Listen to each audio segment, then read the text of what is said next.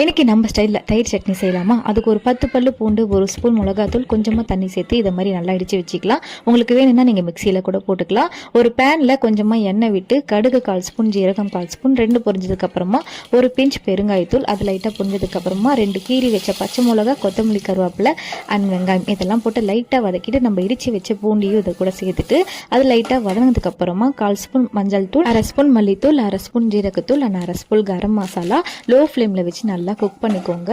கூடவே இதுக்கு தேவையான அளவுக்கு சால்ட்டும் சேர்த்துட்டு இது நல்லா குக் ஆனதுக்கப்புறமா அடுப்பு ஆஃப் பண்ணிவிட்டு கொத்தமல்லி தூவி நல்லா ஆற விட்டுருங்க.